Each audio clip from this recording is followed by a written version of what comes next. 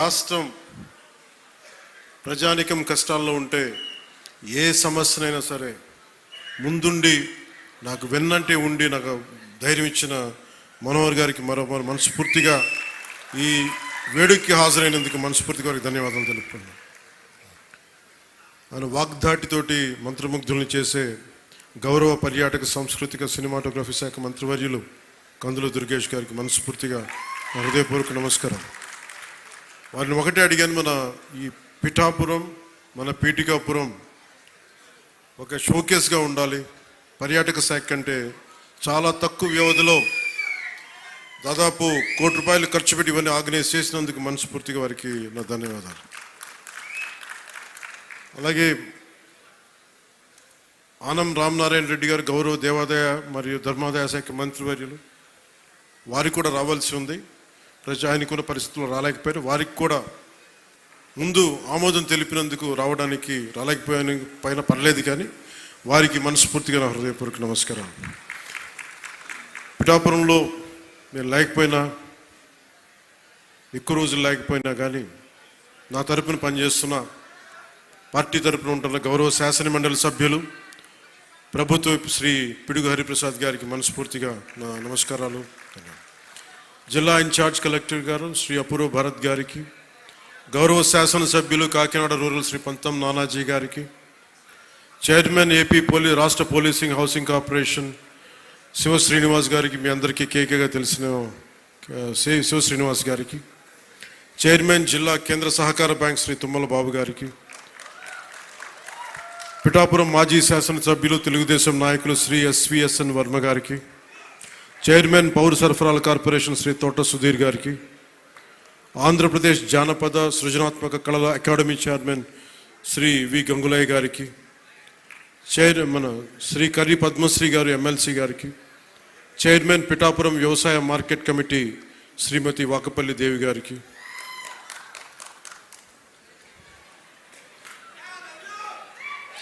Chairman Godavari eastern delta project Shri Muralishetti Sunil గారికి, BJP Pithapuram in charge Burra Muralikrishnaraju గారికి. ఆయన ఒకసారి బీజేపీని జనసేన కూడా నాకు అర్థం కాదు, అంత ప్రేమ చూపిస్తారు, అంత నిలబడతారు. సో వారికి నా మనస్ఫూర్తిగా నమస్కారాలు. నేను చాలామందిని ఆహ్వానించాను.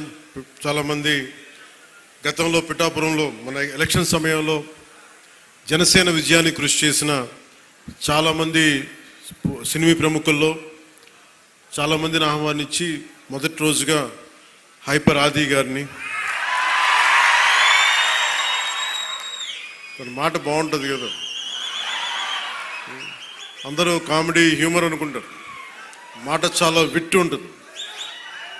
అలాంటి హైపర్ ఆది గారు ఇక్కడ విచ్చేసినందుకు మనస్ఫూర్తిగా వారికి నా హృదయపూర్వక నమస్కారాలు, ధన్యవాదాలు. అలాగే సాగర్ జనసేన ఇన్ఛార్జ్, కరీంనగర్ ఇన్ఛార్జ్, ప్రత్యేకించి వాళ్ళందరినీ మనకి టీవీ మాధ్యమాలతో వారికి సీరియల్స్ ద్వారా వారు ఆర్కే నాయుడుగా మన ఈ మధ్య సినిమా కూడా చేశాం.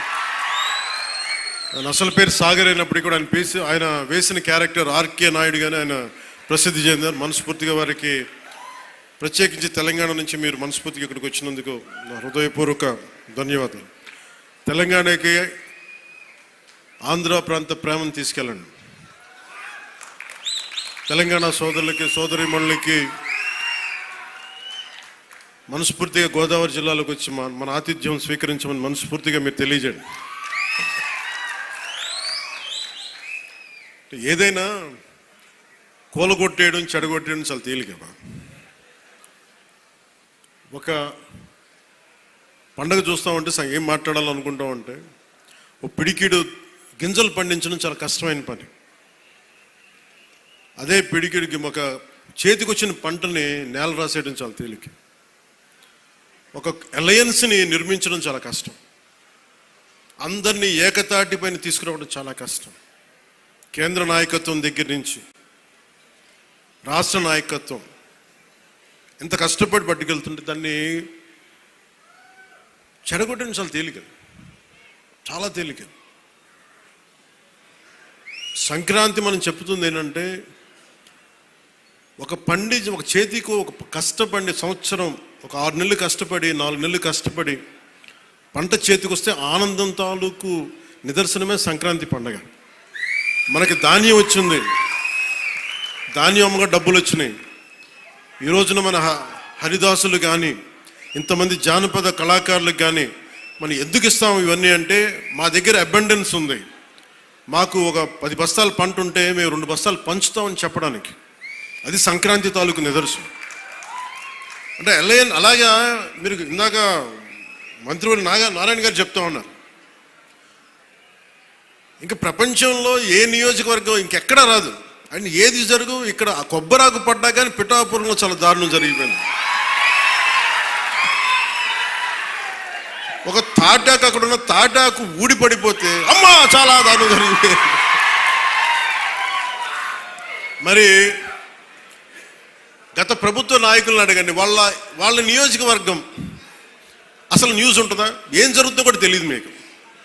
పిఠాపురంలో చిన్న చెట్టు మీద వాళ్ళున్న పక్షి ఈక పడినా కానీ అయ్యా బాబోయ్ పక్షి పడి. అంటే ఇది ఎవరిస్తున్నారు మీకు బలం? ఎవరిస్తున్నారు? మీరిస్తున్నారు.